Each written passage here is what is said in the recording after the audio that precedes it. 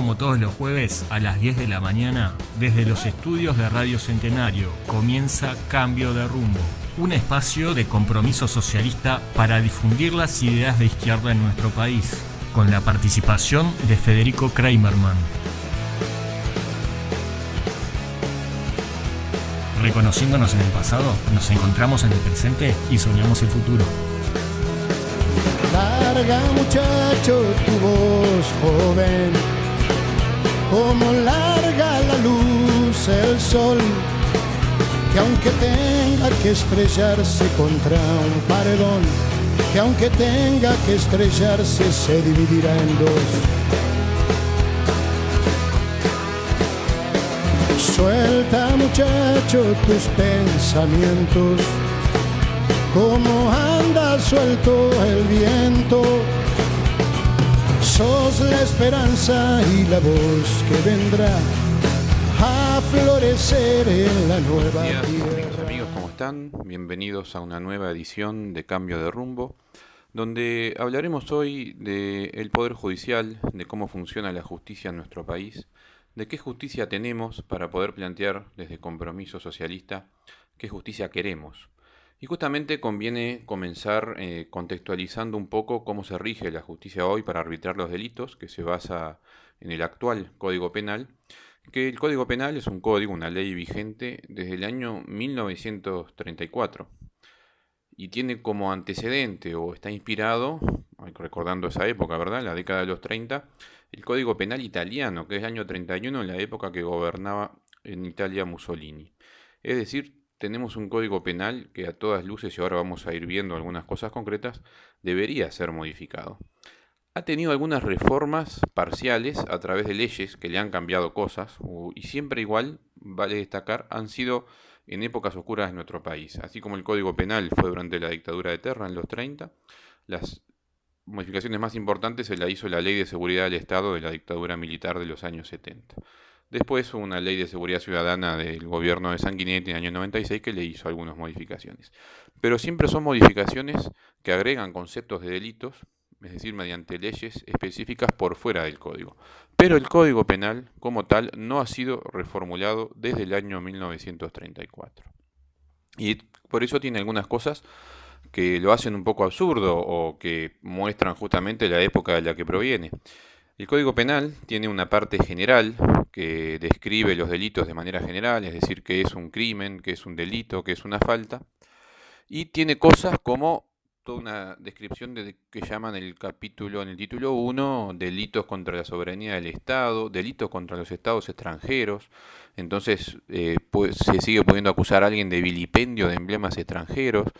Siguen indicados como delitos vigentes la rebelión, la sedición, el motín, la asonada, los delitos contra la paz pública. El Código Penal sigue regulando los duelos y diciendo cómo van a ser los padrinos. Hay todo un capítulo entero que habla, y esto muestra lo obsoleto del código, pero bueno, es obsoleto, pero hay que decir que no ha sido cambiado, Hay todo un capítulo, decía, de delitos contra las buenas costumbres y el orden de la familia, donde habla, por ejemplo, el artículo 266, rapto de mujer soltera mayor de 18 años, viuda divorciada, honesta, pero no así mujer casada o menor de 15 años. Es decir, hay un delito llamado estupro que dice es el que comete mediante promesa de matrimonio efectuar la conjunción con mujer doncella. Hay que ver el vocabulario todavía vigente. Sigue vigente, esto hay que decirlo con claridad, el delito del aborto, ¿verdad? Porque tenemos una ley de salud sexual y reproductiva en el Uruguay, pero que si uno no sigue los pasos que la misma indica, puede ser penado como un delito. Y sigue, y ha habido un caso en Maldonado, una persona en una situación precaria, con total desconocimiento además de la ley, que se hizo un aborto por fuera del procedimiento indicado en la Ley de Salud Sexual y Reproductiva y fue acusada y procesada por el delito de aborto. Y es tan obsoleto el código que el propio código, cuando habla del aborto, dice que si el aborto se cometiere para salvar el honor de la esposa o un pariente próximo, la pena puede ser disminuida. Es un poco aberrante que no haya sido revisado en su conjunto, ¿verdad? Porque lo que queremos ir es que se trata todo el tiempo de hablar de la seguridad, del sistema de justicia uruguayo, de si debe ser remodelado o no, pero llevamos décadas, ya más de 70 años, casi 80, con un código penal totalmente obsoleto que nunca se lo han encargado integralmente, lo cual evidencia que el tema real del sistema jurídico uruguayo y de la seguridad ciudadana nunca ha sido encarada con una visión de país y de largo plazo. Siempre se ha respondido a golpe de balde y en general sometido a las presiones, por ejemplo, de los medios de comunicación y demás. Siempre obviamente con soluciones que tienden a ir hacia la derecha, hacia el lado de la represión, hacia el lado de profundizar las desigualdades y la injusticia. ¿Por qué? Porque toda la corriente filosófica del derecho que ha generado este código penal que se sigue usando es una lógica del derecho positivista, digamos, que no mira la situación social, las cuestiones sociológicas en las que ocurre un delito, ¿verdad? Es un derecho totalmente abstraído de la realidad, es el método que se utiliza, puramente técnico, no importa el contexto. Es decir, trata por igual, por ejemplo, a aquel que roba 1 kilo de manzanas para comer porque lo necesita, que a aquel que lo roba por hacer daño porque está peleado con el almacenero, ¿verdad? Nosotros podemos catalogar que está mal robar en su conjunto, pero aspiramos a una justicia que tenga en cuenta el contexto justamente y no trate por igual contextos que son diferentes. Es un enfoque más integral el que pretendemos nosotros, el que entendemos debería tener la justicia. Una justicia actual, la uruguaya, que, por ejemplo, protege más la propiedad privada individual que la vida, algo que se ejemplifica nomás al mirar la cantidad de años de pena máxima por estos delitos. El delito de rapiña se pena con más años de cárcel que el delito de homicidio, si ese homicidio no implica un hurto, un robo. Mientras que además en la actual ley no se penan los delitos económicos, cuyo consecuencia social es mucho más grave en muchos casos, ¿verdad? Si yo defraudo una empresa, dejo cientos de trabajadores en la calle, la defalco y demás, podré terminar en la justicia civil pagando multas, indemnizaciones, pero no es un delito, ¿verdad? Es decir, una persona que realmente afecta a la sociedad de una manera mucho más importante no termina en la justicia penal, porque el Código Penal no lo persigue. Es decir, todo lo que es el ejercicio abusivo o fraudulento del ámbito empresarial está por fuera de la legislación penal. Esto es porque a lo largo de la historia y hasta nuestros días, todos los legisladores en Uruguay se han ocupado de una forma específica de agresión a la propiedad privada, que es la agresión violenta a la propiedad privada, ¿verdad? La estafa no cuenta como una agresión a la propiedad, pasa como algo que se puede indemnizar y pagar una multa. Lo que los legisladores siempre han buscado castigar es la agresión violenta a la propiedad, porque en la mentalidad de alguien que legisla y pertenece a las clases dominantes, un hombre sociable, un hombre de bien, podrá cometer una estafa, obviamente, pero no una rapiña, no cabe. Por lo tanto, se legisla diferente y de fondo, algo que queremos dejar planteado, es que la justicia en nuestro país tiene carácter de clase y se aplica de manera diferente según la clase social, algo que también está evidenciado cuando uno mira quiénes componen la población carcelaria en nuestro país, jóvenes, pobres, en general, en su mayoría, más del 90% de quienes están hoy en situación de encierro. Pero bien, antes de pasar a qué perspectiva le vemos nosotros a la justicia en nuestro país, hay una cosa que nos parece aberrante que exista en el Código Penal uruguayo, que no siempre se maneja públicamente, pero que es el concepto totalmente indeterminado de la peligrosidad. ¿Qué es la peligrosidad? Primero que nada es algo que veda beneficios, es algo que si a un sujeto se lo considera peligroso, aunque no hay ninguna norma que diga que es una persona peligrosa, depende totalmente de la interpretación subjetiva del juez, pero que computa dos veces. Es decir, una persona que el juez determina como peligroso, le procesan con una pena por el delito que haya cometido y se le suman años por la peligrosidad. Es decir, como se lo presenta la peligrosidad como una medida de seguridad ciudadana, en un sujeto peligroso yo lo tengo que retirar, que sustraer de la sociedad, se deja vigente un concepto que, aunque alguien haya purgado una pena, cumplido un castigo por el error que haya cometido, se lo deja porque se lo considera peligroso. De fondo se está asumiendo la imposibilidad del Estado de rehabilitarlo, ¿no? Porque esto va de la mano, un elemento que se utiliza muy comúnmente para que un juez diga que alguien es peligroso es que tenga antecedentes. Es decir, Una persona que en el pasado cometió un delito, aunque no tenga nada que ver con el que cometió actualmente por el que está siendo juzgado, cuando se le considera como antecedente, aunque haya estado preso, aunque haya pagado su pena, para ahora determinarlo como peligroso. Es decir, estamos asumiendo que una persona que por una pena y cumplió su castigo, de fondo va a seguir siendo peligroso y por lo tanto no hay forma de que sea rehabilitada. Es de vuelta el mismo enfoque de la justicia clasista, es decir, que plantea como una cosa que hay gente mala y peligrosa y no rehabilitable, y siempre termina esto ignorando el contexto social como causante de la delincuencia. Para nosotros hay que eliminar completamente conceptos como el de peligrosidad así tal como están. No decimos que los antecedentes no importen, obviamente que sí, debe tener lógica y relación. No cualquier antecedente entre delitos distintos en diferentes contextos pueden ser utilizados, sino justamente estamos asumiendo que una persona al cometer el error es totalmente irreparable y pasa a estar siempre del lado de los peligrosos. Eso es estigmatizante. Porque además no eliminar los antecedentes de alguien, de hacerlo cargar para toda la vida, significa condenarlo, es decir, se le dificultará siempre enormemente la reinserción en la sociedad, dificultad para salir del país, para conseguir trabajo. Es decir, el actual sistema de justicia uruguayo promueve el estigma para toda la vida, ya que, aunque se digan después en los hechos, no existe que alguien haya cumplido el castigo por el error que cometió y termina estigmatizado para el resto de su vida. Algo más sobre estas medidas del concepto de peligrosidad es que no tienen máximo ni mínimo. Algo que sirve como ejemplo es cuando a alguien se lo considera peligroso por su condición psiquiátrica, entre comillas, cuando se le llama locos. Es decir, se lo considera peligroso, se le proponen medidas curativas, porque una persona no es imputable porque tiene una condición psiquiátrica, pero se lo considera peligroso. ¿Y donde termina? Termina encerrado en el Vilar de Bo, que todos los uruguayos conocen qué condiciones precarias de encierro se tienen en los pacientes en el Vilar de Bo. Salvo, por supuesto, que tenga dinero y pueda pagar un centro de rehabilitación privada. Por eso nuevamente planteamos aquí que la diferencia de clases se expresa a la hora de aplicar el concepto de justicia. Aquel que se lo puede pagar se curará efectivamente en un centro de rehabilitación privada y el otro será separado de la sociedad y encerrado por tiempo indeterminado. Porque evidentemente la atención psicológica y psiquiátrica no es accesible a todos por igual.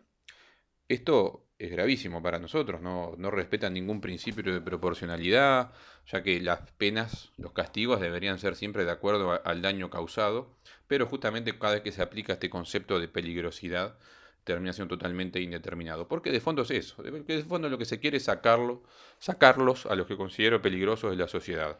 Y, perdón, esto tiene legitimidad social, ¿verdad? Ronda un concepto que es el que baja después desde el poder, desde los medios de comunicación, de reproducir. ¿El concepto cuál es? Esta gente es peligrosa para mí, sáquenla. Y eso termina habilitando a esta higiene social. Y hay que hablar después, para terminar de completar el panorama de nuestro sistema de justicia, es cómo funciona el modelo penal y el proceso penal, ¿no? Este modelo no rehabilita a la persona, viola obscenamente el artículo 26 de la Constitución, que es el que dice que el Estado debe rehabilitar a los ciudadanos que cometen delitos. Todo el sistema está basado en encerrar cada vez más gente como solución. Tanto es así que se inauguró durante el 2018 la cárcel de Punta de Rieles bajo el modelo de participación público-privada.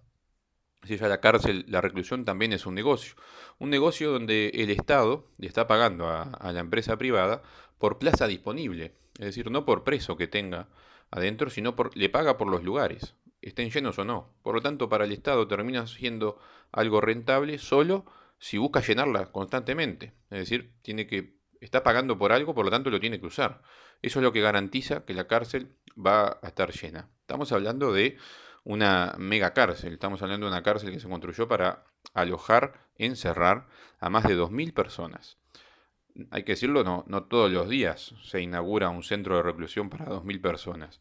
El antecedente previo a inaugurar una cárcel tan grande fue justamente el COMCAR. Cuando se inauguró el COMCAR, otra megacárcel, se hizo con la idea de que mejoraría el hacinamiento de las personas y por lo tanto mejoraría el sistema. Hay que remitirse a los hechos hoy para ver si efectivamente haber inaugurado una megacárcel en la época del COMCAR fue realmente una solución.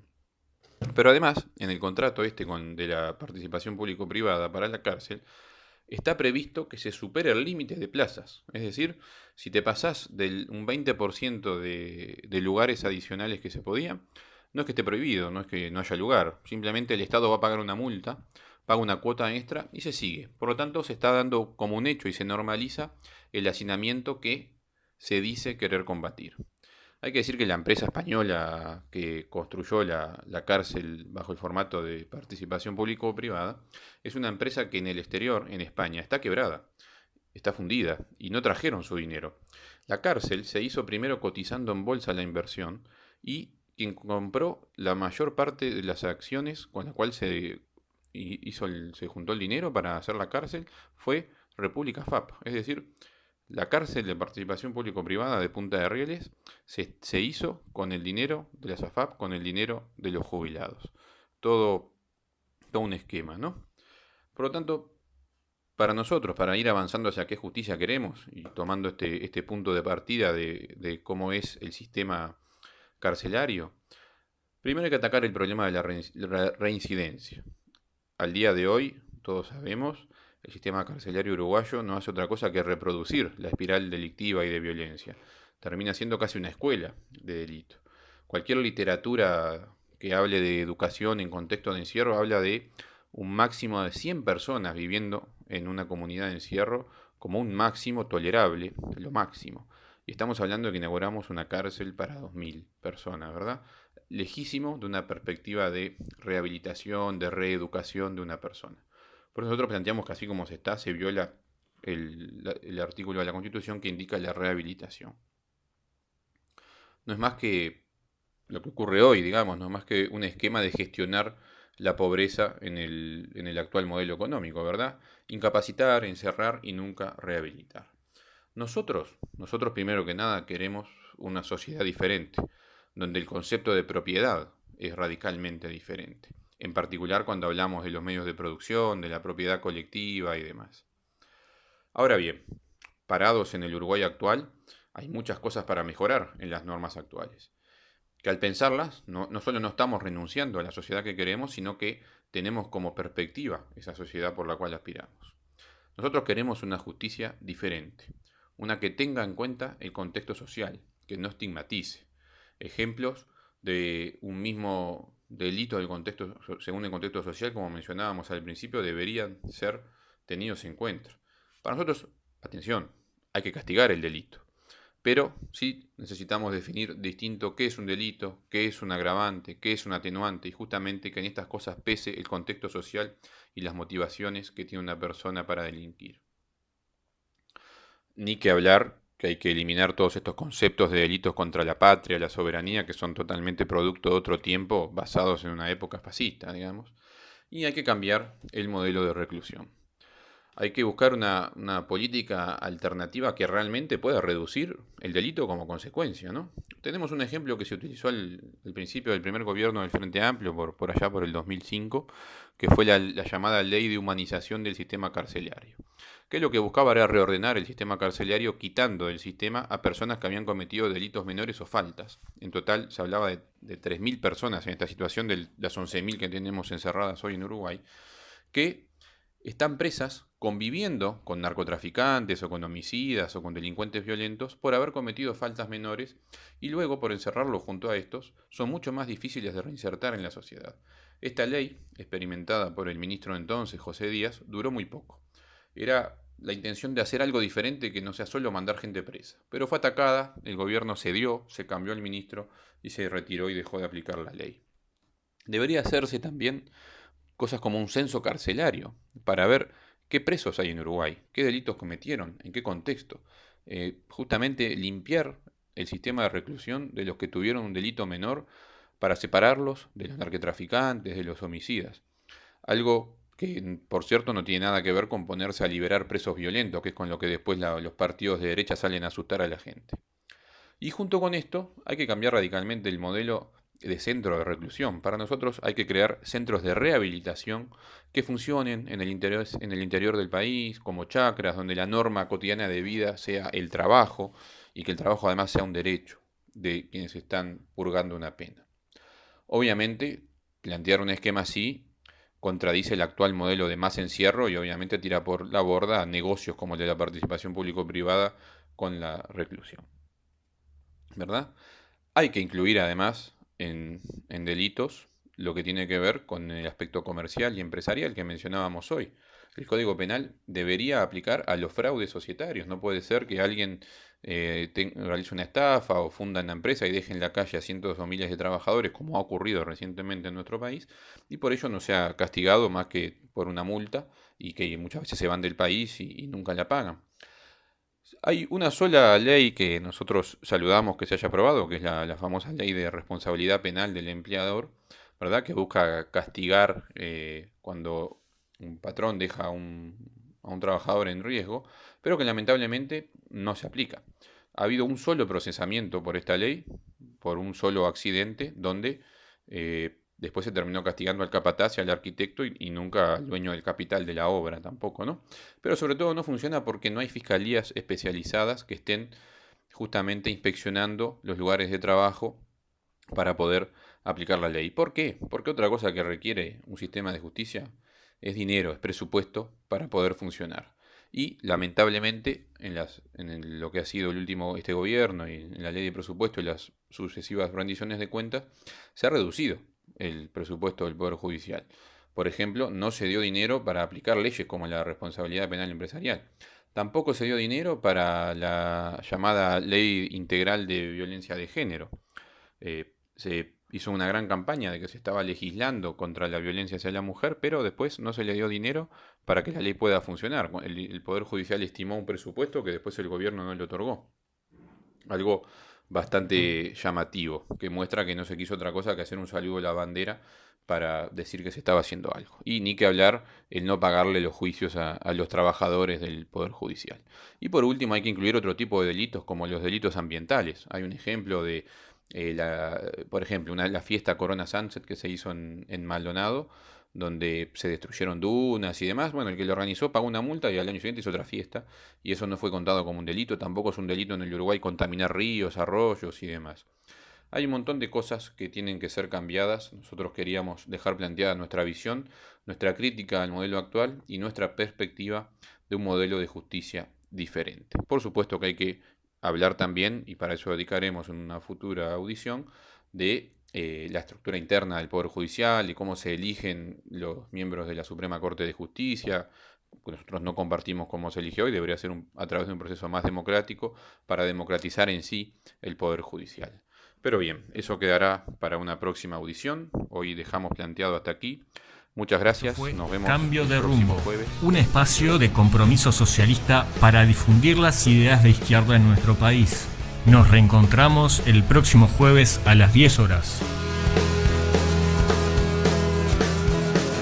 Larga, muchacho, tu voz joven, como larga la luz el sol, que aunque tenga que estrellarse contra un paredón, que aunque tenga que estrellarse se dividirá en dos. Suelta, muchacho, tus pensamientos, como anda suelto el viento. Sos la esperanza y la voz que vendrá a florecer en la nueva tierra.